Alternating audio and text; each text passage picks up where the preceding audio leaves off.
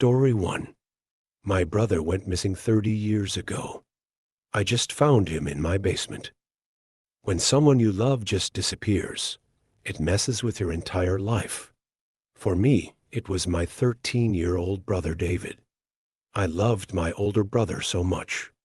We were living in a small farm town in the Pennsylvania countryside. At that time, we were living in one of the oldest houses in town. Our house was built sometime in the late 1700s. On the night he went missing, I remember my parents weren't home that night for whatever reason. But back in the 80s, it was considered okay to leave your kids home alone.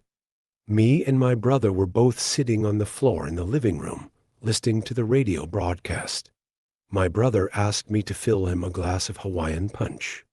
After I went to the kitchen and poured him a glass, he had completely vanished from the living room. I remember that exact moment as clear as day. I thought he was playing a trick on me. I played along, but when I searched every room in the damn house, not a hair was out of place. He couldn't have gone outside because I was by the front door the whole time, and the windows were sealed shut since by the previous owner. The basement door in the living room was wide open. The only place he could have gone. When I left to fill up his drink, it was shut. I was horrified of the basement as a kid because there's no electricity down there and it literally looked like a dungeon. I yelled his name from the top of the stairs countless times, but he never answered. Even though I was 11, that basement still scared me. I remember that night, sobbing uncontrollably, and when my parents finally pulled into the driveway the next morning, I was still in tears when I told them about David. Mom and Dad checked the whole house. I then told Dad about how the basement door was wide open, and when he walked down into the basement. I remember sitting on the couch next to the basement door, hoping my dad would walk back up with David, but when Dad walked up those stairs, his face had gone completely pale. In his hands were my brother's clothes from the night before. I can't describe how horrified I was. He dropped them onto the ground and walked upstairs to where Mom was. I then got on the ground and crawled toward the clothes. Exactly what my brother was wearing before he disappeared. I sorted through them. Everything he wore that night: shirt, pants, underwear, socks. Everything stripped from him. I could hear my parents' voices from upstairs. My mother then came sprinting down the stairs and got on the phone with the police. My dad ran outside and into the field. When the police finally arrived, the entire police team thought he must have gone outside and got lost in the nearby forest, but I knew for a fact he was in that house. The police officers spent weeks searching the woods and fields near our house. The police checked the basement, but said there was nothing. They closed the case about a half a year later. The entire town assumed it was a kidnapping. I knew it was something to do with that basement, but I could never get myself to go down there. After his disappearance, life continued for our family. We turned David's bedroom into a guest bedroom. I hated how my parents did that. It felt like they were trying to move on. I was unable to. Losing David was a huge damper over my entire family. Something that would hang over our heads our entire lives. Mom's way of coping with the grief was just erasing all memory of him. I hated her guts for that. Every time I looked at that basement door growing up, I could feel something behind it. I remember one day when I was 16, I was putting DVDs away in the living room. I was sitting a few feet away from that door, and I smelt something familiar. The smell was seeping through the cracks of the door. It was what my brother smelt like. I got up and nearly ripped the door off the hinges. I ran downstairs into the darkness. The entire room smelt like David's old bedroom. It was pitch black, but I knew he was in there. I started screaming his name. I screamed his name for hours until Dad finally came down. Dad couldn't smell it. He thought I was insane. I remember I couldn't talk for weeks after that. Nowadays, the 30-year anniversary of David's disappearance is rolling around. I can say it's been a long 30 years without him. I'm now living alone an hour or so away from my childhood town. I had to get out of there as soon as possible. When I turned 18, I started looking toward apartments in town, and by my 20th birthday, I was out the door. My parents continued to live in that house. My mom developed stage 3 breast cancer about 3 years ago and was forced into a group home closer to the hospital. My father was given the option to move with her and sell the home, but he decided to stay there and continue farming. My mother and father had a tough relationship ever since I left the house, so Dad didn't mind the quiet. Later on, my dad fell off his tractor and broke his knee, and is now unable to walk without a cane. He then moved in with Mom, then sold me the land for free and insisted that I moved back into that house. I wanted nothing to do with that house. I had to pay taxes for that house on top of my own taxes. I then allowed tenants move in. They were a young couple, late 20s. Of course, my stubborn old man was angry with me for letting a desperate couple live in the vacant house. They've been living in that house for almost a year now, and they called me up last week, complaining about a decaying smell coming from the basement. By that time, I had learned to adapt from David's death. I told them I'd check it out the next morning. That was the biggest mistake of my life. I woke up early the next morning and drove to the house. It felt odd driving back there. Those fields, it all felt so familiar. I tried not to think about how scared I was of that basement growing up. Fortunately, my dad finally added electricity down in the basement. I pulled into the driveway. They were both waiting outside for me. They said it smelt like something was rotting down there. I had everything I'd be needing: asbestos masks, medical gloves, eye protection. I worked as an air duct cleaner a few years ago, so I have some background knowledge. I walked into the house and headed for the basement door. I never seen what it actually looked like down there until now. I opened the door and could immediately smell it. Something was rotting in there. I turned on the light switch. Ahead of me was an empty room. It was small. Looked to be about 15 by 10 feet big. This basement had been haunting me for all these years. Seeing it with the lights on felt off. The walls were stone, except for one. One of the walls stood out. It was wood instead of stone. The smell was clearly coming from the wood. The wood was rotting. I walked over, and I thought the best idea would be just to tear the whole wall down. I started tearing pieces of rotten wood off the walls. Light started to seep into the other side. There was a secret room in the basement. I stopped, and in front of me I saw what looked like human flesh. I couldn't describe how horrified I was. I would rather go to hell than relive that terrible moment. I started smashing that wall with all the force in my body until it finally gave in. The creature in front of me, just the sight of it, made me want to claw my eyes out. It was in a fetal position. The skin wasn't pale. It was white, and it looked like the flesh had been melted to the bones. The fingernails and toenails stretched halfway across the room.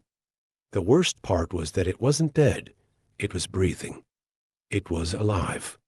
"David," I said in a terrified voice. It slowly lifted its head and looked at me. The face looked completely mutated, but those eyes were my brother's eyes. It tried to speak.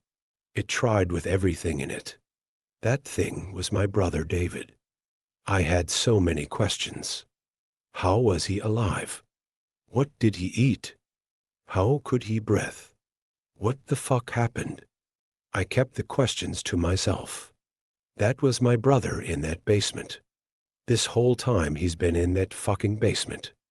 I didn't say another word to him. I ran upstairs and out to my car. I opened up my glove box and grabbed my gun. By the time I got downstairs, David had stood up.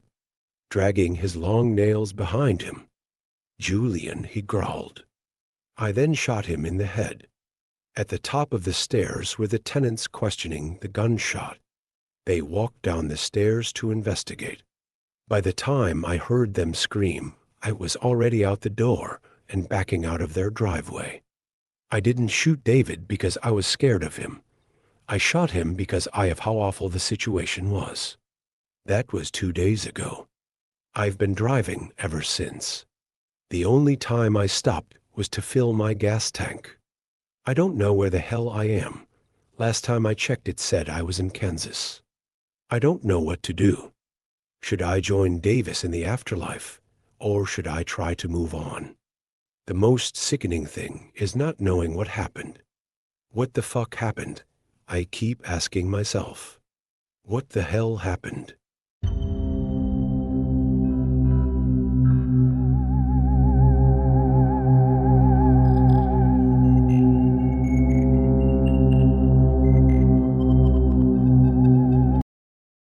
Story 2. Dylan's Diary. Someone we didn't know tried to pick Dylan up from school today, said his elementary teacher. The guy said he was Dylan's older brother. Dylan doesn't have a brother, I said, alarmed. We thought so too, replied the teacher. I suspected something wasn't right straight away. It was this tall, lanky guy with black hair. Looked in his late 30s. Maybe even 40. He knew your address, Dylan's full name and birthday, and which class he was in. I went inside to check with the principal. When I came back out, the guy was gone. I was silent for a second as I stood facing the teacher outside the school gate. The gate separated the main road and a large playground and basketball court leading into the school.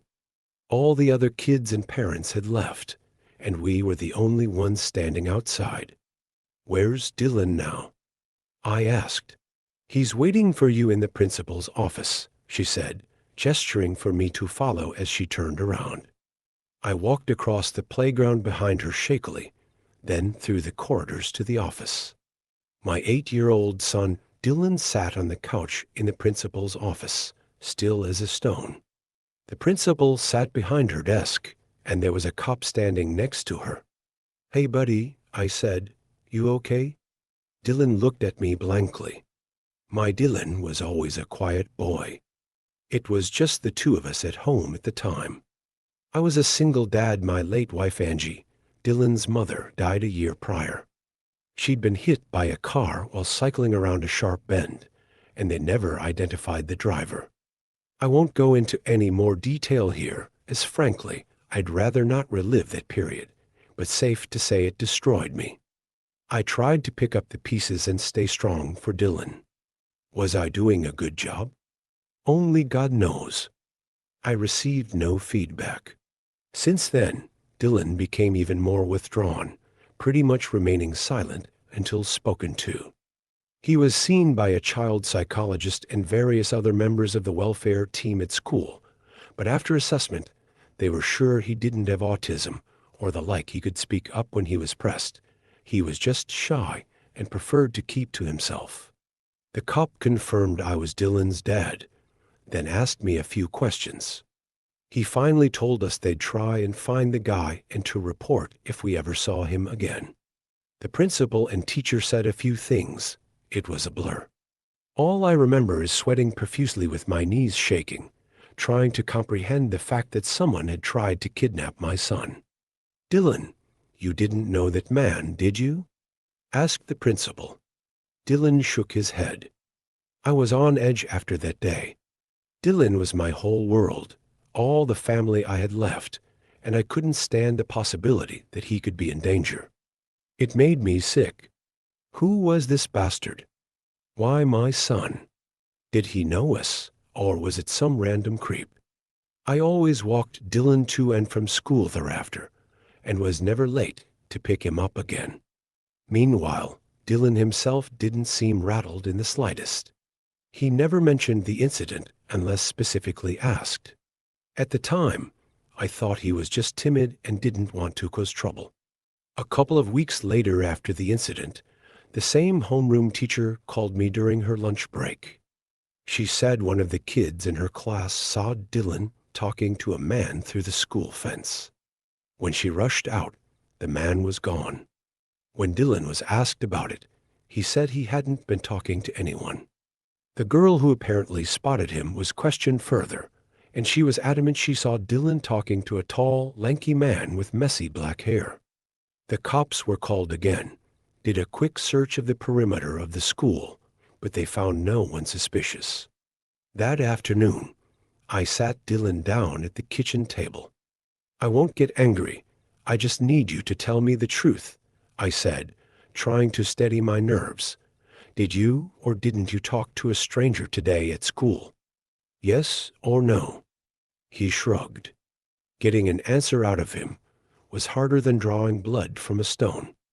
"How many times have we told you not to talk to strangers? It's for your own safety. You do understand that, don't you, son?" He nodded, looking slightly afraid. I realized I had raised my voice and felt guilty immediately. Exasperated and running on 2 hours of sleep, I left him at the dining table and went straight to bed.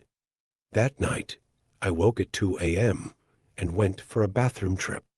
I decided to check on Dylan while I was at it. He wasn't in his room. I called out his name and looked around in the living room and kitchen, getting more frantic as the seconds ticked by. I checked wardrobes, corners, even in cupboards which made no sense to look in as he'd never fit in them. But I was desperate, thinking he'd been kidnapped. I went out into the street, yelling his name as I ran up and down it, like a maniac to no avail. As I came back into the house ready to call the police, I looked in Dylan's room for one last check. He was sitting up on his bed, wide awake and staring back at me. "Where were you?" I asked, relieved but still alarmed. "I was here," he replied. "No, you weren't. I was looking everywhere for you, and you weren't in here." Had I imagined all of that? I shook my head, feeling a migraine coming on. "Just stay in your room, okay? Don't scare me." I thought my eyes had deceived me somehow, and the paranoia was getting to me. Perhaps I should have paid attention to the fact that the window was wide open. About a year after those incidents, I heard a knock at my apartment door. I was inside doing some paperwork while Dylan was in his room playing Minecraft. I was on alert immediately. No one ever knocked on the door. We lived in a block of apartments, and friends or acquaintances would always wait outside the main door, ring the doorbell, and I would greet them downstairs. This meant it was likely an upstairs or downstairs neighbor who needed something. I had a few of their numbers from when we moved in, for contact should the need ever arise, but we weren't close at all. I wondered what could be the problem. I walked up to the door and looked outside the peephole. There was no one there. Odd, I thought. Perhaps I had heard something. Those random occurrences were commonplace now, and second-guessing myself was just in my nature at that point. As I walked back to my desk in the living room, I heard another knock. Something was up. I walked up to the door again. No one seen through the peephole. Was someone pranking us? I stood just behind the door and texted my upstairs neighbor, asking him if he'd knocked on the door. A few moments later, I heard footsteps upstairs that went in the direction of the door, then hurriedly back into the apartment. I then received a text back about a minute later. "Do not open the door. There's a guy with a huge knife crouching hiding right next to your door." My phone buzzed again. Another text from my upstairs neighbor. "Calling cops on." "Stay inside." I froze as all the hairs on the back of my neck stood up. I was paralyzed for a few seconds. When I came to my senses, I tiptoed to Dylan's room. "Stay inside." "Keep quiet," I whispered, my eyes bulging, beads of sweat dripping down my forehead. I had never felt my heart beat so fast. Dylan looked up and raised his eyebrows as I shut his door slowly and stood outside it, about to throw up and shit myself at the same time. We were so still that I could make out quiet but frantic talking upstairs, and more rushing footsteps. I read my upstairs neighbor's texts again to make sure my eyes hadn't deceived me. I tiptoed to the kitchen and grabbed one of my own kitchen knives, then returned to the same spot outside Dylan's room, anticipating a crazed psycho busting down the door at any second. I chanted manic prayers for safety on repeat in my head. Not a sound came from inside his room. After what seemed like years, I heard sirens in the distance, and my heart rate started to slow a little. My grip on the knife handle loosened. Eventually, I heard some shouting, more footsteps and banging that gradually faded in volume. "This is the police," shouted a voice. I looked through the peephole to confirm that it was a cop, then opened the door, knife still in hand. They were very reassuring and informed us that a tall, lanky man with black hair had just been apprehended and taken into police custody. He had knocked on my door and was waiting for someone inside to open it. He was indeed waiting with a freshly sharpened knife. What was he going to do with it to the first person who opened that door, which was going to be me? Well, if it isn't obvious, then your guess is as good as mine. This guy's name was Gregory. He seemed to bounce around from place to place with no permanent address, even traveling between states, and doing petty crimes like theft, harassment, and occasionally stalking minors.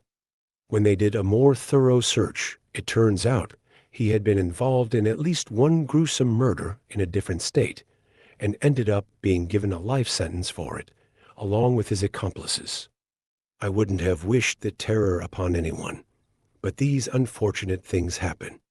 The side effects of the psychological damage I experienced that day have never left me.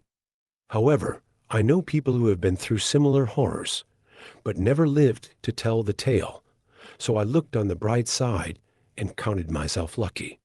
Where there are sick freaks, there will be victims.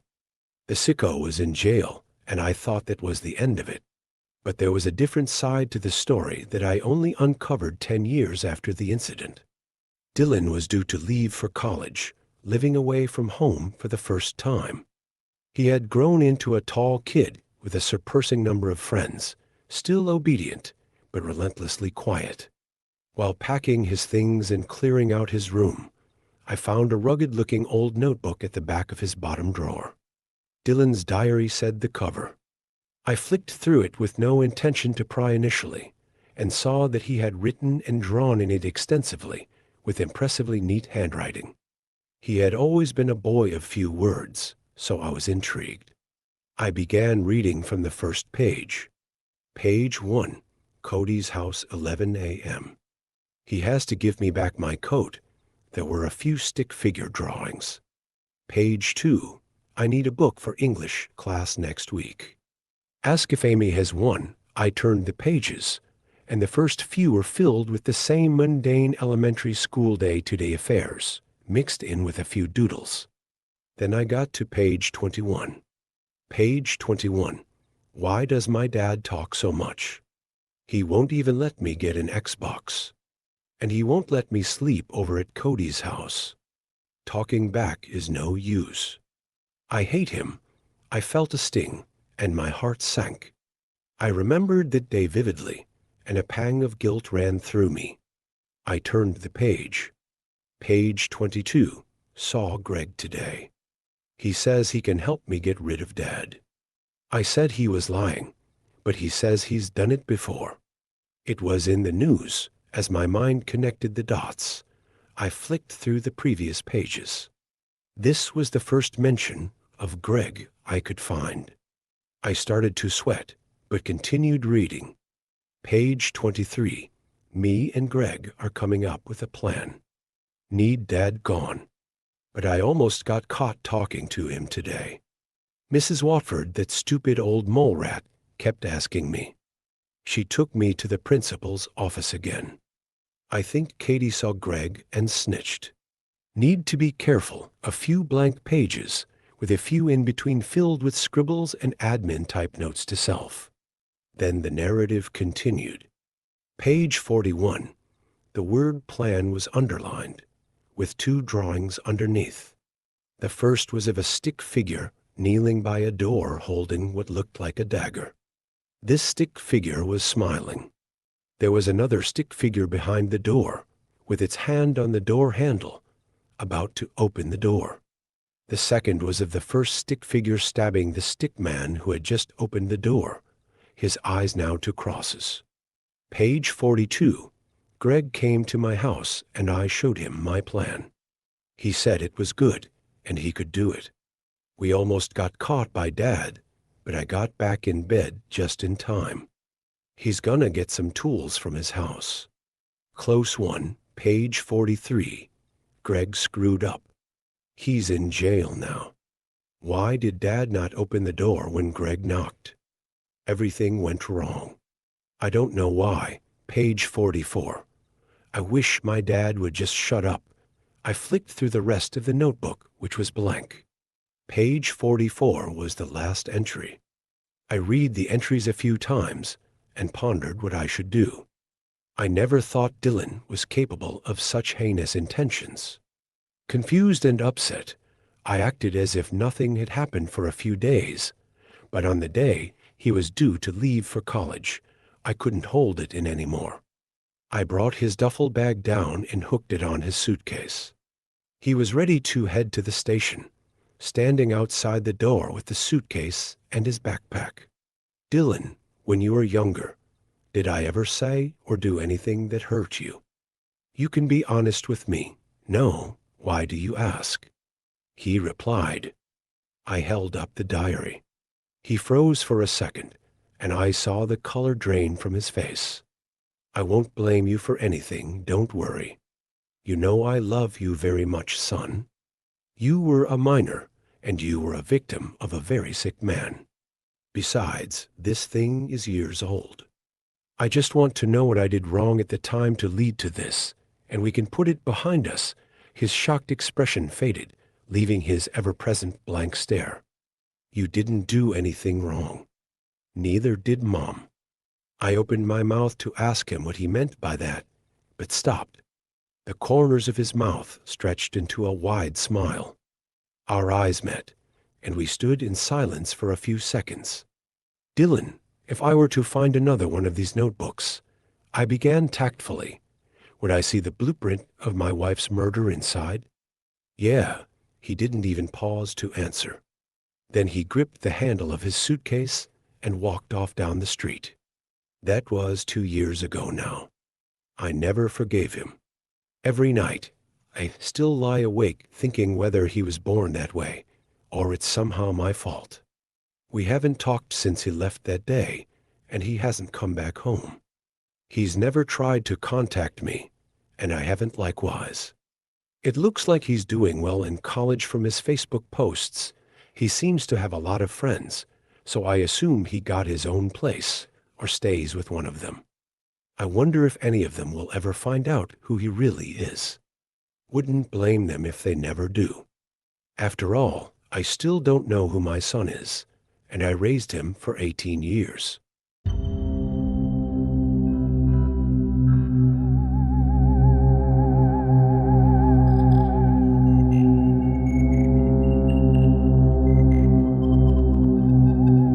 Story 3. I'm a transport driver for serial killers. This drive made me quit. To clarify, I worked for the state, driving a white van that transported police officers along with dangerous apprehended criminals from the station to a high-security prison. These criminals included serial killers, sex offenders, and other such abominations. The van had 8 seats in total, 2 at the front separated from 6 at the back by a thick transparent plastic panel for driver protection. I was never specifically told the crimes they had committed, but the drive could be over an hour long, which meant I often had enough to gauge from their conversations and ramblings. Some would yell and try to fight the police or escape during the ride, but the van was built rock solid to account for those types. Some were child abusers, molesters, remorseless killers who gloated about their sins. Others would beg the police to let them go. I was disgusted by these people, but never disturbed to the point of wanting to quit. After 10 years on the job, nothing fazed me anymore. In fact, I was proud of what I did. The more horrific the person, the more I liked the idea of sending them off to get what they deserved. That was until one day when a calm, well-groomed young man was apprehended and brought to the van. 4 police officers accompanied him. He was dressed in a tailored blue suit and had shiny brown slick-back hair. Couldn't have been older than 30.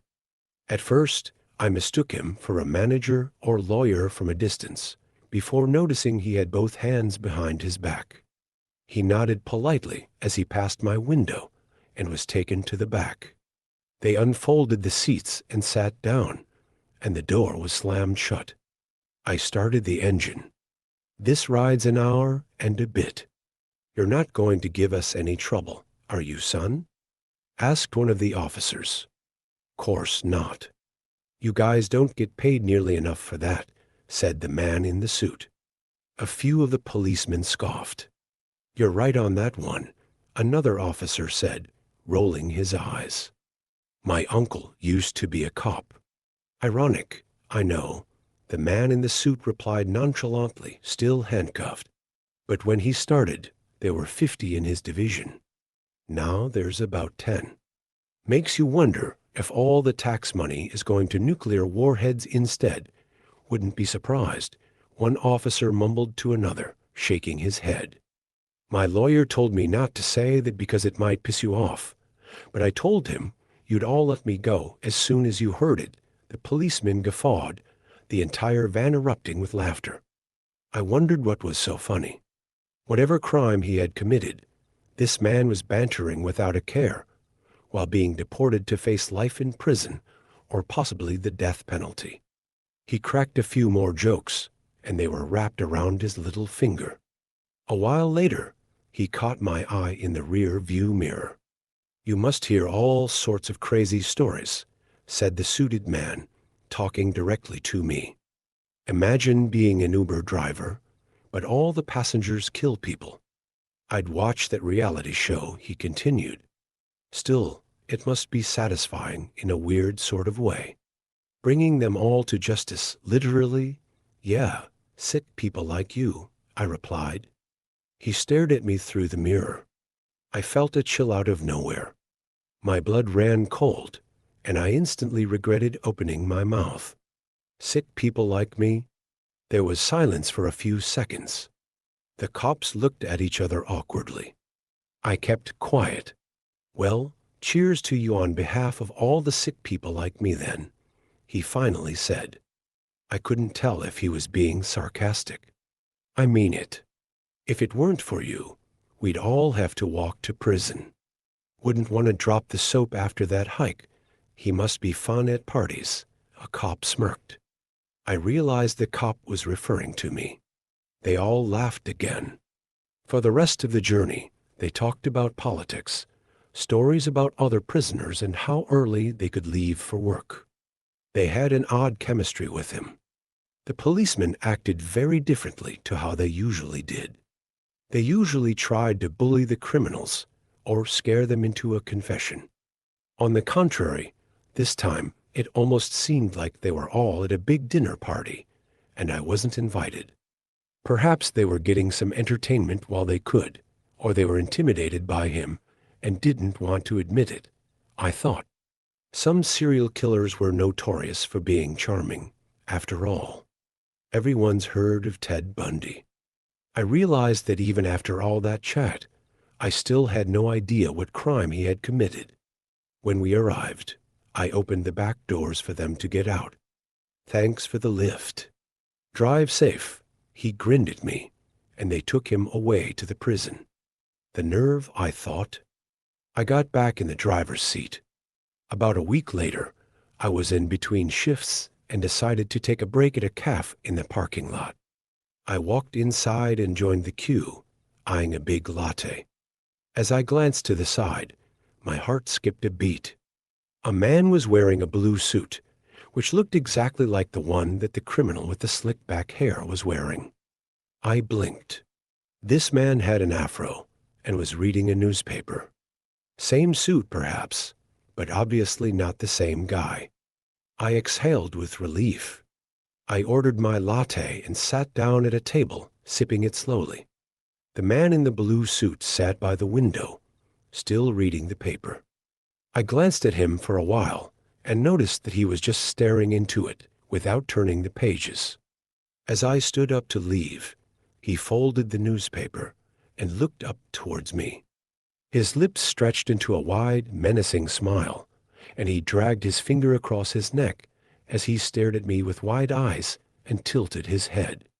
We stared at each other for a while in silence, my heart starting to race.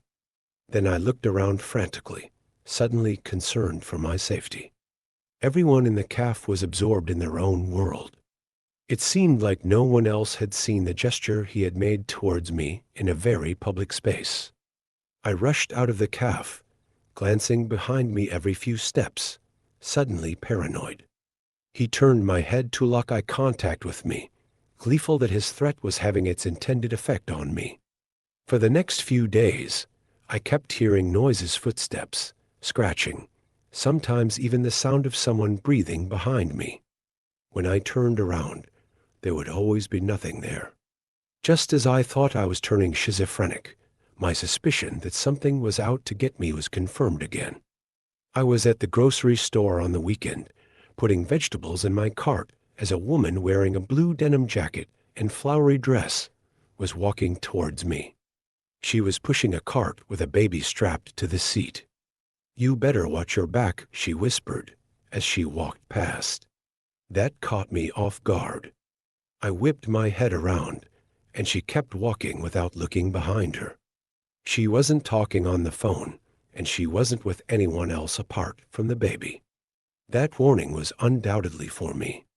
Had I just pissed off a cult of people dressed in blue? I got in the van the next day at 7 a.m. and headed off to the station. There was heavy traffic, and I was convinced I'd be late for work. I turned into a long stretch of road that was next to a steep drop, a metal railing fencing off the edge on the right.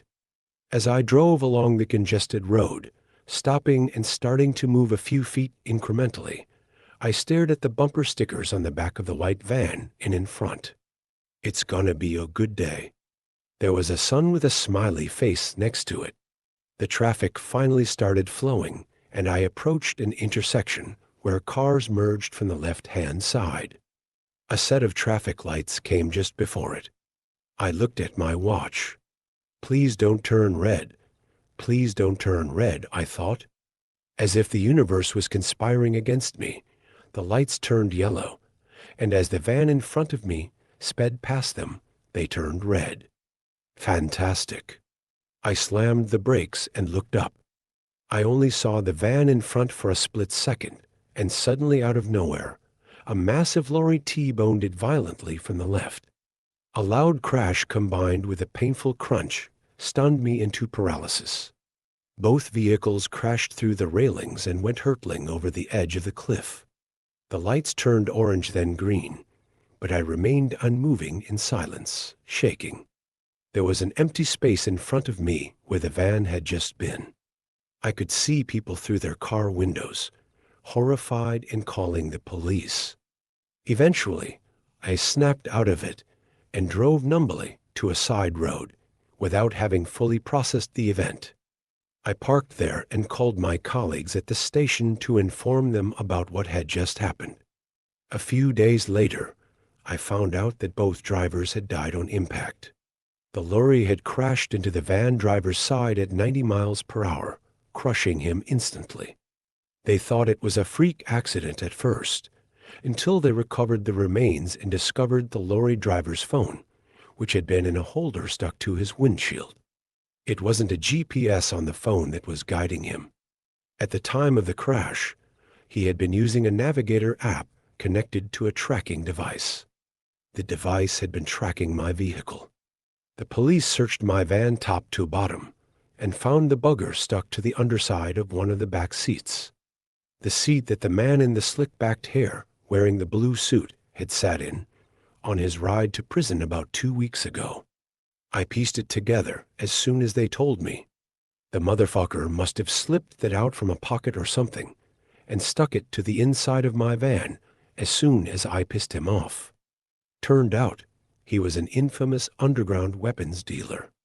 A lot of people who had their firearms confiscated, most of them for good reason, knew he was the guy that would supply them, so were absolutely infuriated when he got caught. Apparently, he had a cult-like following among those people, and wearing all blue was their low-key way of supporting him. I don't want to get too political here, so I'll just say that this guy was very well connected and had a lot of people on his side, even if it was under the radar. And I was their next target. I figured blue suit guy must have somehow communicated to one of his cronies about the tracking device on my white van and told them to get after me. By pure chance, another white van was in front of me at the very moment they decided to strike. They must have mistaken the driver for me, knowing the vehicle was a white van in that approximate location. If those traffic lights hadn't turned red at the exact moment they did, that would have been me. I was supposed to die a horrific death that day. I quit the job that very afternoon, I found out, packed my bags, and moved to a new town. Since then, I've moved several times. The paranoia won't leave me. I think it'll stay with me for the rest of my life. Anytime I see someone wearing blue, a wave of terror sweeps over me, the same terror I felt seeing that van in front of me get pummeled and tumble over the cliff edge, knowing that should have been me. Previously, I'd always taken pride in the fact that I was a brutally honest guy, but I'm a lot more careful nowadays. And one thing's for sure, when someone makes a lame joke now, I always laugh.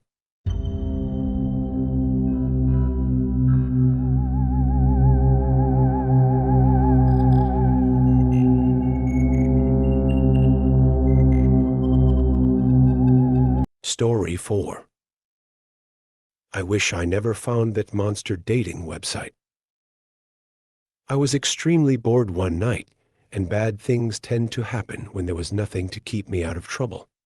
I found myself down a rabbit hole looking at old or interesting websites. I think I saw the Space Jam site, still up like a small internet time capsule. Seeing that had been a bit of a trip down memory lane. Through clicking random links, I found a site claiming to be a monster blind dating site. I only saw it for a second, and the entire thing went down before I got a good look at it. After digging for information about it, I read that it could only be accessed at midnight. If you clicked on the link at 12:01, you may get a glance of it, but then it would go down before you could fill out a dating profile. I thought it was a cute little gimmick. There was no way it could be real. I mean, a monster dating site sounded like something my kid sister would read. But I kinda did want to see what the site looked like. The second it was up, I saw a chunky mouse cursor and blocky sidebars that reminded me of what the internet looked like in the 90s. I can still remember the dial-up tone and my Neopets username. The next night, I found myself counting down the seconds until midnight. I refreshed the page a second after the clock rolled over. An odd excitement came when I saw the site go live. It reeked of the early internet, and I loved it. The web page didn't lag and didn't have any terrible design choices that made it impossible to read text or find links like real older sites. I didn't plan on filling out a dating profile, just to look around. I had a countdown of 13 minutes and not much else to look at. The home page displayed a few dating profiles of monsters, complete with grainy images, making it hard to really see their features. All of them were booked up. When I refreshed the page, a few of the profiles changed and at least 2 had some availability. When I clicked on them, they became booked up within a second. Were other people on this site? Or was it just a script running in the background? Was this just a fun little joke, or some sort of code for people to actually hire sex workers, but in a discreet way. I thought I would never find out the answer. Another option was to make your dating profile instead of trying to book a certain monster. It asked very basic questions and thankfully lacked a spot to fill out your credit card information. As a joke, I filled out a fake profile and used my burner email address I made just for things like this. My time ran out and the site went down. At least I'd been fun while it lasted. I wanted to get a screenshot of it, but when I did, the image was black. I didn't find that strange, but I felt a little disappointed. I didn't have any proof of the odd website. That was until my cell phone pinged showing I had a text. I read the message of dread coming to my stomach. This could not be right. It was from an unknown number saying a date was arranged at 10 p.m. next Friday, with a Google Street View image of a nearby street corner. I tried to think of a way this joke site get my phone number. I was under a family plan, so my number wasn't even under my own name if they somehow got my name from, what? Hacking my computer somehow? Did I click a bad link somewhere? My antivirus was normally so good at protecting me from my own mistakes. Maybe I should stop being cheap and pay for a VPN. Just to be safe, I deleted the message and blocked the number. I then did a massive password overhaul and a few virus scans that came up empty. I kept an eye on my bank and emails to see if anyone tried getting into my accounts, to have nothing happen in the next few days. I learned my lesson than just clicking random links and going on a sketchy site wasn't worth it. I also avoided the street corner for the rest of the week. I needed to take a long way home from work, but refused to be anywhere near the place. I got worried about how they got my address. Did they really have my address, or just a general location, and send the text to freak me out? I couldn't really do anything about it besides keeping my doors locked and an eye out for anything strange. The cops would laugh in my face if I brought this to them. I fully planned on staying on Friday night. Best not to even be outside in case this wasn't a prank pulled by someone with a bad sense of humor. But a friend of mine called me over requesting I bring him some soup from a restaurant down the street. Everything was within walking distance, and my buddy was sick as hell. He didn't want to pay the $10 delivery fee, plus the tip when he could just ask me to do it and give me the tip instead. I put aside my fear and did him the favor to get him his damn broccoli and cheddar soup. He'd done a bunch of stuff for me in the past, so I needed to help him out. On the way back from his place, I kept my hands in my pockets and looked around expecting someone to be following me. It was Friday night and almost 10. The sun has long since set and the street empty of other people. I took the long way again, still refusing to go near that street corner. My pulse rose every time I heard a sound on my walk.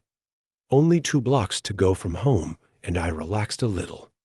I felt silly letting that sight get to me so badly. From behind, I heard some papers fluttering in the wind. Nothing strange about that, so I didn't turn around to look. If I did, I would have gotten a head start at running. "Mr. Stevens," a voice came from behind, and I stopped dead in my tracks. The voice sounded paper-thin and hard to hear over the other rustling sounds. I realized that papers could not be fluttering in the wind because there wasn't a breeze. Slowly, I turned only my head, trying to see the source of the voice that called my name. The street was lined with lamp posts. From between 2 posts, a shape came out of the darkness and into the same light I stood under. The thing is at least 10 feet tall and long. The body was in constant motion and made of different-sized pieces of dark-stained paper. I didn't see any kind of arms or legs on the creature. Instead, it appeared to float a few inches off the ground. I darted my eyes upwards to look at the face. A large scroll hung down from the forehead attached to a massive twisted golden horn. The paper covering most of the face had odd golden writing on it. Under the paper, I saw a pair of sunken dark eyes and a mouth that reached to each end of the face. The hair was also made up of those papers flowing outwards. They were covered with the same golden writing. We made eye contact, and a smile came that showed off countless needle-pointed teeth. Yeah, no, I booked it. I wasn't going to deal with whatever this thing was. I ran down the block, my legs burning within seconds. I wished I stayed in shape. The thing following behind, easily keeping pace. The countless papers rustled with each movement, and the damn thing started to laugh, making my heart nearly stop from fear. Laughter grew, making my head get dizzy. The sound echoed off the empty road and sounded so clear, almost as if someone was clicking glasses together. My vision faded, and I found myself running the wrong way. I should have taken a left to get home, but I turned it right and towards a park. When I pulled through the brain fog, I didn't have a chance to correct myself. If I turned around, I would run right into the creature chasing me. I couldn't keep up running for much longer. My face dripped with sweat, my face red from effort. I ducked inside some trees, a part of the very small park, thankful my city even had a park like this. I slammed into a tree, panting and listening for the monster. The laughter stopped, and I didn't hear the paper rustling again. Was I going crazy? There is no way that thing was real. I shook my head, trying to figure out what I should do. I pulled out my phone to call for help. Even if it wasn't real, I needed someone to come down here to get me to a hospital, to get my brain looked at. I stood sweating and fear turning my body cold. My phone refused to turn on. I held down all the side buttons, forcing the phone to restart. It came back on, but the screen showed a glowing golden symbol and not the photo of my baby sister as my lock screen. This simply could not be happening. I needed to find a person, a real person, to help. I looked up through the dark trees and saw some leaves that looked a bit strange. All at once, golden writing flickered on, showing the outline of the monster wrapped around a tree, staring in my direction. I let out a scream that in any other situation would be embarrassing. Blinded by fear, I ran right into a tree, smashing my nose and causing it to bleed. I ran again, mind blank. I had no thoughts but to just get the hell out of there. I spilled out from the trees and into the park. The play equipment was off in the distance, but no one was in sight. I also considered trying to hide in the plastic slide, or inside the worn-out hollow plastic dinosaur that had seen better days. My feet became tangled trying to race up the hill, and I fell forward. The papers were on me at once. I rolled on my back, looking up at the creature and directly at the face inches away from my own. The eyes glittered in twisted joy at my fear. I was mistaken about this thing not having any limbs. A set of arms came from under the papers to grab my own. The ice-cold skin made my entire body crawl. I kicked my feet and more arms shot out. Soon I was pinned down to the hard ground with too many hands to count. The creature let out another ringing laugh that made me nearly pass out. I snapped back when the thing flicked out a tongue to run it over my face, tasting the blood from my nose. I do not normally kiss on the first date, but you are a precious little thing, the monster spoke, the whispery voice causing my body to shake. D-date, I choked out, mind moving slowly. Was that damn monster dating website real? I didn't have a chance to really think about it. The face came down over my own, the flesh colder than anything else I've ever felt. The sheer cold hurt my skin. Second passed and the pain became bearable, and the icy feeling started to fade. The hands gripped tighter, bruising in some places. When the monster pulled away, I gasped for air, unable to do anything else. I looked up and did not like the look in that creature's eyes. It looked starving, mouth wide and twisted in an uneven smile with saliva starting to drip out of the corners of the mouth. The long tongue came out and licked it away, but it was a losing battle to keep its face clean. I started to worry this thing had other ideas for me besides tearing my organs out as a snack. "You are such a darling creature. I cannot help myself. I do hope you forgive my forward nature," the monster spoke, and the tone sounded as hungry as it looked. I struggled again against those hands, knowing I wouldn't get free. To my horror, the papers fanned out, and they all came down wrapping around my body and blacking out my vision. I assumed this was another way this monster could eat me, and was thankful it was fairly painless. I jumped awake, finding myself in my bed safe and sound. Well, not entirely sound. My body had hand-shaped bruises everywhere that monster grabbed me. I looked around stunned by the previous events. It was early in the morning, and I wore the same thing I did the night before. I even still had my shoes on. I heard pans moving coming from my small kitchen and smelled of cooking. Slowly, I started to leave the room holding a bowling trophy as a weapon. I really didn't have anything else and thought the heavy base might do some damage. I didn't get the jump on the one inside my kitchen. The person turned around from where they stood at the stove and gave such a wide and blinding smile it made my head stop working. They were tall with an androgynous body. They were wearing my clothing that didn't fit on their frame. I've never seen someone with such a beautiful shade of dark skin. Every feature was perfect down to evenly arranged, pulled back long dreadlocks. "I made you some breakfast. I can't stay long. You need to buy more food. There isn't much here. Do you need money? Hang on." My mind was still in shock, leaving me unable to respond. I watched as the stranger placed some scrambled eggs on a plate and set them down on the counter. I didn't own a table and just ate my computer desk. When the person stopped in front of me, I became so spellbound by their golden eyes that I didn't even notice they took my weapon away and placed something in my hand. I shook my head to look down to see a small pile of glittering gold pellets in my hand. No, they had a shape I recognized and wanted to toss the gold when I saw they were human teeth of different sizes. I can turn things to gold. I had these just taking up space, so I made them useful. Get yourself something nice, and don't be late for our date next Friday. Although I don't mind chasing you down. That was the most fun I've had in a while. I couldn't find my voice. I had a million questions.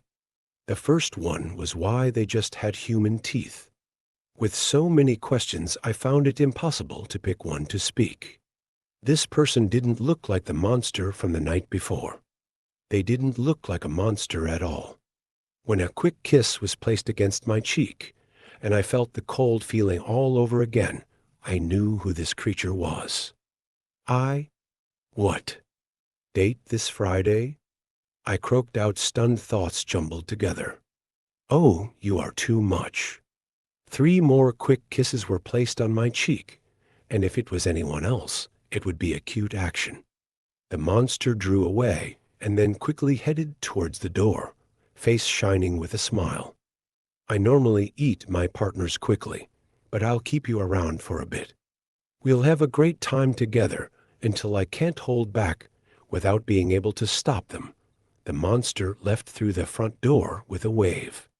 A second after, it peeked ahead through to add one more thing. My name is Guild.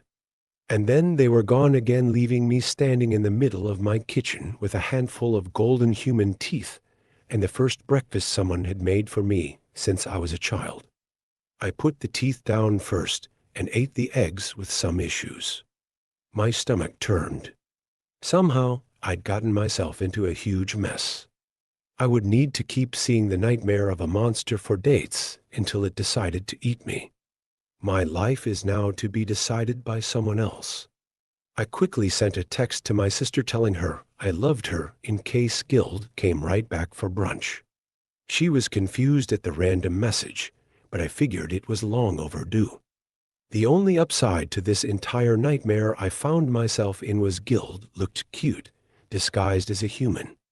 And I suppose I didn't have to worry about money either, but I didn't want to ask guild for gold, fearing what I may be handed next. My new relationship started with hundreds of red flags I can't do a damn thing about. Do me a favor, and if you do come across a monster dating website, don't humor it. I wish I never made that mistake. Just don't go clicking on random links online. You'll never really know where it might take you, and what kind of horrible outcome it may have on your life.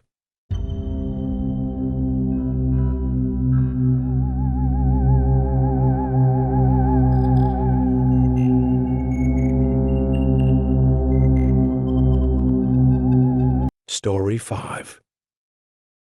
I used to be a pizza delivery driver. One night, while making a delivery to a house, I witnessed something so disturbing that it made me never want to deliver pizza again.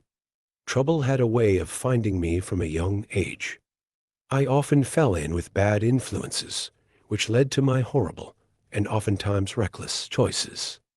My illegal antics frequently brushed against the law. Countless close calls only fed my misguided sense of invincibility until one night, when my so-called friends and I made a huge mistake. The sky was a bruised purple punctured with a million tiny diamonds as my friends and I, fueled by beer and the lingering buzz of weed, huddled in my neighbor's garage around a single flickering bare bulb after sneaking inside. The air hung heavy with the metallic tang of oil, and the distant hum of the fridge thrummed like a low heartbeat. We had squeezed through a gap in the fence, the rough wood scraping against our skin, and settled into a circle in my neighbor's garage, as if we owned the place. My parents were away on a weekend trip, mistakenly assuming I was responsible enough to stay out of trouble. My friends and I sparked up a fat blunt. The acrid smoke stung my throat as I took a huge drag, feeling like a cartoon dragon exhaling a billowing cloud that hung thick and stagnant in the still air. Whether it was the smoke or just bad luck, I lost my balance and stumbled back, sending a toolbox crashing to the floor with a deafening clatter. A pool of spilled solvent, previously unnoticed in the dim light, glinted ominously. The metal tools clanged against it, and a spark erupted, a tiny flicker that ballooned into a monstrous flame in an instant. Panic spread faster than the rapidly growing fire. My friends, their faces in fear, bolted past me, leaving me alone with the growing blaze. My lungs ached for fresh air, a desperate gasp trapped in my smoke-filled chest. With a surge of adrenaline, I ignored the searing heat and threw open the garage door. There stood Mr. Smith, my neighbor, his furious gaze piercing through the disheveled frame of his bathrobe. Without a word, he grabbed my collar and hurled me onto the damp grass. Then he ran over to a fire extinguisher, his face grim with determination, and desperately attempted to save what remained of his burned-up garage.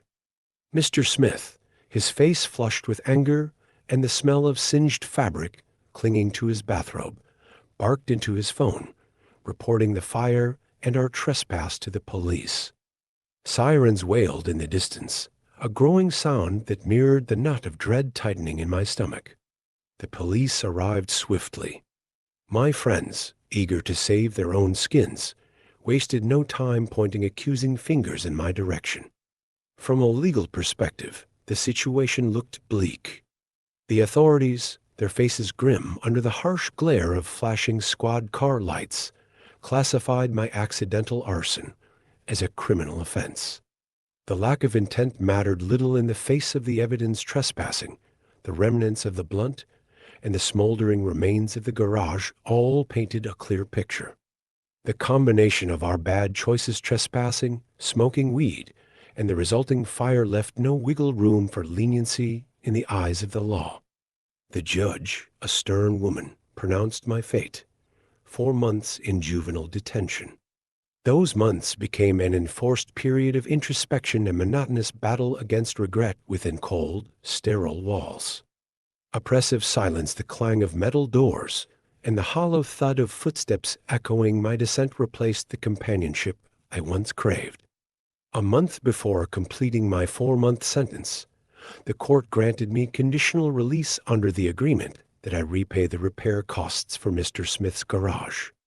Every hard-earned cent I made over the next year went toward that repayment, a constant reminder etched in both money and trust.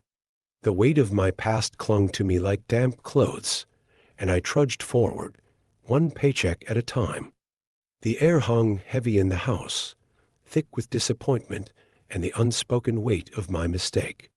Mom sat beside me, her hands quivering slightly as she navigated through a sea of job listings on the unsteady glow of the monitor. I knew she was mad, heartbroken even. But beneath the anger, I saw love, a silent plea for me to understand the gravity of my actions. Dad, ever the pragmatist, sat across from us, a deep frown on his usually jovial face. Unlike Mom, his silence felt accusatory, a heavy weight that spoke volumes. The night went on, marked by the steady tapping of the keyboard. An hour in, we hit upon a job ad that looked promising. Pizza delivery driver wanted. It wasn't the dream job I'd hoped for, but it was a start. My parents felt the change too. They looked at each other. Mom's face lit up with hope, and Dad almost smiled. Mom, a whiz with words, polished my resume, turning it from a jumbled mess into a presentable document. Dad, seasoned by his own job interviews, coached me on how to behave during an interview, his stern questions a hard but essential practice. In that moment, their unspoken support spoke louder than any words ever could. A week later, I found myself outside Luigi's Loafs, its name flaking in red above the entrance. The air was rich with the classic scent of an old pizza place, a blend of sharp tomato, melting cheese, and the sizzle of pepperoni. In one corner, stacks of flour-coated boxes teetered, and the walls, adorned with faded posters, showed cartoon chefs tossing heaps of toppings with exaggerated enthusiasm. The gruff man who emerged from behind a swinging kitchen door wasn't the polished interviewer I'd envisioned. A flour-dusted apron clung to him like a second skin, and his voice boomed with a gruffness that could rival a foghorn. Desperation drowned any initial apprehension. I needed this chance. The interview itself was refreshingly short and to the point. He didn't delve into my past, didn't ask about the fire that still burned in my conscience. Instead, he focused on the essentials: age, driver's license, and the seemingly impossible task of juggling a piping hot pizza and a temperamental GPS. It wasn't much, but in that moment, it felt like everything. This gruff man, with his flour-dusted apron and no-nonsense demeanor, had offered me a way to crawl out of the hole I dug for myself. The job itself wasn't a walk in the park, but it wasn't a disaster zone either. There were long stretches of downtime, with the occasional rush of orders that left me breathless and drenched in sweat. The base pay was a joke, barely enough to cover a week's worth of ramen noodles. Thankfully, there were tips. Those crisp bills, tucked into sweaty palms or clinking in the bottom of the delivery bag, were my savior. Every penny went straight to Mr. Smith, a constant reminder of the debt hanging over my head. But the real challenge wasn't the physical demands or the meager pay. It was the customers. On paper, the job seemed simple. Deliver hot pizza, collect payment, smile politely. Reality, however, was a different beast entirely. Some folks were friendly, genuinely happy to see a pizza appear at their doorstep. But others, well, let's just say they could test the patience of a saint. A simple wrong turn or a slight delay could turn into a verbal maelstrom. I'd had doors slammed in my face with enough force to rattle my teeth, endured accusations of stolen sodas with the indignation of a wronged king, and even faced down a few Karens demanding free pizzas for inconveniences real and imagined. Those moments made me question the very fabric of humanity, leaving me wondering if kindness was an extinct species. One night at work, The clock on the wall mocked me with its luminous green glow that seemed to say, "Almost there." Midnight had just struck, and the promise of freedom, a bed, a shower, anything but another delivery hung close. Just as I was about to switch off the radio for the blissful silence of a closing shift, my boss's voice crackled to life. "One more delivery," he announced. I swallowed a sigh that threatened to be an all-out groan. 2 steaming pizzas were shoved into my arms, the cardboard boxes emanating a comforting warmth that instantly clashed with my dwindling patience. A greasy note stuck to the top held the address scrawled in messy handwriting and the delivery phone number that seemed to have more digits than usual. One glance at the GPS confirmed my suspicions. This delivery was far beyond the usual pizza radius, nestled deep in the heart of the quiet countryside. With a resigned sigh, I punched the address into the GPS, muttering a prayer to the tech gods for a decent route. The glowing screen pulsed with a suggestion, and the cheery voice announced a shortcut that promised a quicker route. Creek Road, or some variation of that, flashed across the screen, a name that conjured images of peaceful farmland and maybe a friendly cow or two. Out on that side of town, the streetlights gave way to a blanket of inky blackness and the occasional twinkling star. Deciding which turnoff was actually Creek Road became a guessing game. The dense woods pressed in on both sides, their rustling leaves creating a symphony of gentle sounds. Each twist and turn of the road had me second-guessing myself. Was I headed in the right direction? Was I lost with a car full of rapidly cooling pizza? In a last-ditch effort, I pulled the car onto the gravel shoulder of the darkened road, the headlights casting long shadows that danced across the uneven ground. Grasping at the greasy note, I punched in the phone number scrawled across it. The silence stretched on, with the rhythmic chirping of crickets in the background, hidden in the roadside grass. Just as I was about to hang up, defeated, a gruff voice crackled through the receiver. It was low and deep, yet strangely laced with a gentle drawl. "Hello?" Relief washed over me like a tidal wave. "Hello. This is the pizza guy," I blurted out, my voice a touch higher than usual. "I'm having a bit of trouble finding your house." Another beat of silence followed. Then the man on the other end chuckled softly. "Don't worry, son," he drawled. "My driveway's easy to miss. Looks more like a dirt trail than anything else." He went on to describe the surroundings, his voice painting a picture with words. He mentioned a large oak tree with a tire swing hanging from a low branch, and a rusty mailbox shaped like a red pickup truck. With renewed hope, I hung up the phone and gripped the steering wheel a little tighter. Turning cautiously onto the narrow dirt trail, I navigated slowly, my headlights cutting through the darkness like twin searchlights. The dust billowed behind the car, creating a hazy cloud that momentarily obscured the path ahead. After what felt like an eternity, but was probably closer to 30 seconds, a single-story house emerged from the gloom.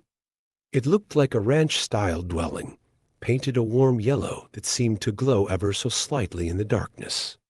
A single light flickered in the window, casting a welcoming rectangle of golden light onto the porch swing. Clutching the 2 steaming pizzas, the cardboard boxes feeling pleasantly warm against my palms, I crunched across the gravel path towards the front door. No doorbell greeted me, so I rapped my knuckles against the weathered wood, the sound echoing hollowly in the still night air. Muffled music, something old from the 1900s by the sound of it, filtered from within the house. Footsteps shuffled towards the door, a slow and deliberate rhythm that sent a shiver down my spine. The steps stopped abruptly, a beat of silence followed, then the door creaked open, revealing only a sliver of darkness within. A man peeked out from behind the door, his face hidden in shadow. The man behind the door seemed to be deliberately using it as a shield, his body hidden from sight. Hey," I stammered, the sudden silence thick and charged. "Pizza delivery, right?" "Yep, that's me," rumbled the voice, instantly recognizable from our phone call. An awkward silence descended once more, the old, scratchy music from another time providing the only distraction. Desperate to break the tension, I blurted out, "Do you have the cash ready?" "Yes, hold on a second," he mumbled, his voice warm despite the odd tension in the air. He shuffled back, the music momentarily replaced by the soft creak of floorboards. As a gentle breeze nudged the door further open, a sliver of light illuminated the interior, revealing a glimpse of a cluttered living room. However, the visual revelation was quickly overpowered by a wave of putrid odor that slammed into me with the force of a brick to the face. The stench was unmistakable, a cloying, sickening sweetness that made my stomach churn and my eyes water. It was the smell of death, and it instantly overshadowed the old music playing from inside the house and the man's friendly demeanor.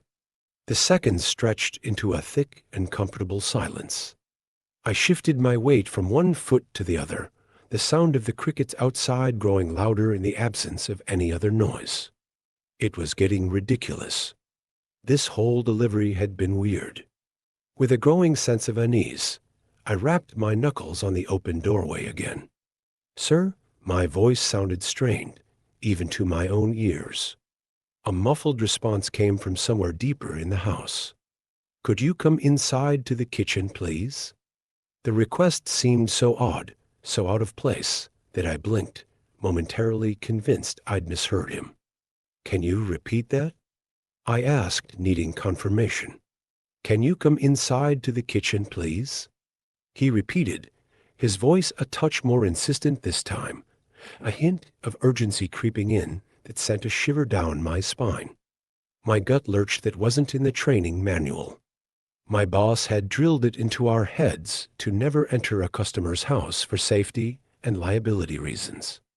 But in that moment, better judgment took a back seat to a misplaced sense of, well, I wasn't sure what to call it, misplaced helpfulness, maybe? Against the gnawing voice of caution in my head, I found myself shrugging nonchalantly. I stepped cautiously into the house, the weathered floorboards groaning under my weight like the protests of a reluctant spirit. It wasn't just old. This house was a time capsule, each detail frozen in a snapshot of a bygone era. The house was thick with the smell of dust and echoes of the past. The long, narrow interior stretched before me like a dimly lit tunnel. Dark hallways, their doorways shrouded in shadow, branched off to the left and right like forgotten rooms in a labyrinth. The faded wallpaper clinging precariously to the walls boasted a swirling floral pattern in hues of dusty rose and tarnished gold. It was a design straight out of a 1930 seconds dream, faded with the passage of time. In the corner, a tall grandfather clock stood sentinel, its ornate mahogany frame gleaming faintly in the dim light filtering through the half-open door. Its solemn presence was punctuated by the rhythmic tick-tock of its pendulum, a steady heartbeat in the quiet house. Next to it, an old record player whirred to life, its needle whispering across the surface of a dusty vinyl record. A melody, melancholic and hauntingly beautiful, drifted from the speakers, a forgotten song from a long-lost time. To my right, an open doorway offered a tantalizing glimpse into the kitchen. An old cast-iron stove, its once black belly worn smooth to a dull gray by countless meals, stood proudly against the far wall. Gleams of firelight danced in the chipped enamel surface, hinting at a pot simmering on its burner. A porcelain sink, its pristine white surface now yellowed and etched with the passage of years, nestled beneath a small window framed by lace curtains that were more yellowed than white. The man's voice, warm and slightly raspy, called out from somewhere inside the kitchen, but I couldn't see him. As I turned my head to the left, a narrow hallway extended before me, its right side lined with closed doors. At the far end, a dim, flickering light casted an unsettling glow on an old woman dancing in the hallway. She was completely naked, her back to me, She swayed and danced slowly to the 1900s music that was being played on the record player in the living room. She was feeling herself. I don't mean that she was confident or anything. I mean that she was literally touching her body in this disturbingly erratic manner. Her movements were slow, almost dreamlike, as she swayed to the music filtering in from the living room. It wasn't a sensual dance, but rather an erratic exploration of her own body. Her arms swooped and her hands fluttered, tracing lines along her skin in a way that sent a jolt of unease through me. In my time as a pizza delivery guy, I'd seen my fair share of oddballs. A naked lady dancing to old music might sound funny to someone else, but what I was witnessing transcended humor. It was deeply unsettling, the way she moved with such a disconnect from the music, lost in a world of her own. Terror coiled in my gut as I wrenched my gaze away from the disturbing scene in the hallway. I nervously redirected my gaze to the kitchen, catching sight of the man, or at least what he allowed me to see of him. He was peeking around the corner now, his face concealed by the wall, body hidden. It was him again, but only a sliver of his face was visible, one eye staring at me with an unnerving intensity that made my skin crawl. My mind went utterly blank. All I could manage was a single, desperate question that tumbled out in a strangled whisper. "Do you have the money?" The response the man gave back was not what I expected.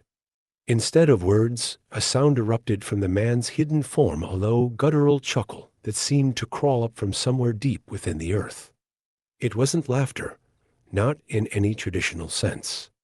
It was a vibration, deep and chilling, that resonated through my bones and made my hair stand on end. It was the sound of something primal, something lurking just beneath the surface of normalcy. Then, with a terrifying suddenness, the horrific laughter was cut short. "Get him, Mom." The words exploded from the man's mouth, shattering the silence with a force that made me flinch. The volume and raw aggression were a shocking contrast to his previous monotone and soft voice. It was as if a switch had flipped, revealing a hidden fury beneath the calm exterior. My blood ran cold as the full weight of his words sank in. From the hallway on my left, a sound ripped through the air, the sound of rapid footsteps approaching. I whipped my head around just in time to see the naked woman, the one who had been dancing mere moments ago, sprinting towards me. Her speed defied her age, propelled by a terrifying urgency. Pure terror coursed through me, a shot of adrenaline that propelled me into action. Without a single wasted thought, I spun on my heel, the forgotten pizza boxes tumbling from my grasp with a clatter. The door, the only escape, seemed miles away. My legs pumped, an instinctive urge to flee overriding any thought of dignity. I flung the door open with a crash, the hinges groaning in protest, and practically dove through the threshold. Reaching the car, I fumbled with the keys, momentarily cursing my trembling hands. The door flew open, and I virtually flung myself into the driver's seat, slamming it shut with another bone-jarring thud. In a heartbeat, the engine roared to life, the sound a beautiful symphony in the face of the chilling silence behind me. My foot slammed down on the gas pedal, and the car lurched forward, tires spitting gravel as I tore out of the driveway. As I sped away, the house receding rapidly in the rearview mirror, I couldn't resist a final glance back. Bathed in the pale moonlight spilling through the open doorway, I saw them, the man and apparently his mom, both completely naked, their forms stark and unsettling against the dark interior. Their faces were obscured by shadow, but the intensity of their gazes seemed to pierce the distance, following me even as I put more and more space between us. Whatever was going on in that house was far from normal. I couldn't shake the overwhelming sense that their intentions were anything but innocent. It certainly wasn't about the pizza. Whatever secrets that house harbored, whatever abnormal dynamics existed between the man and his mom, I knew it was something I wanted no part of. I returned to work a few days later, the encounter at the house replaying in my mind on loop. Sharing my story with my coworkers was a mistake. Most of them laughed, just as I expected. "Man, you got chased by a naked old woman?" They joked. Their laughter felt hollow and insensitive, like a swarm of angry bees buzzing in my ears. Frustrated and shaken, I stormed into my boss's office, expressing my desire to never return to the job. He was aware of the court-mandated agreement and tried to persuade me to stay, saying, "If you don't have work to accommodate your neighbor's garage, you'll end up right back in juvie," he warned. The thought of juvenile detention didn't hold the same weight it once did, not compared to what I saw in that house. "I don't care," I blurted out. "I'd rather go back than continue working here." 4 weeks later, I finally landed a job at a local diner. The pay was decent, but after court effies and the court's mandated agreement to pay off my neighbor's garage, every penny counted. One night, on a late shift, the diner wrapped me in its usual sensory tapestry, the sizzle of burgers on the grill, the dance of waitstaff weaving through patrons, the symphony of cutlery and crockery from the kitchen. As I cleaned a table marred by ketchup smears and abandoned fries, my phone vibrated against my leg. I retrieved it and greeted the caller with an inquisitive, "Hello?" Silence. Then ragged breaths filled the receiver, shallow and strained. Normally, I would have hung up by now, but I faintly recognized something, the sound of music resonating in the static background of the call. I knew I'd heard the music before, I just couldn't remember where. I listened carefully, and it hit me like a ton of bricks when I realized that it was the same song, that old, scratchy tune from the early 1900s playing faintly in the background. That same exact song I'd heard in that house.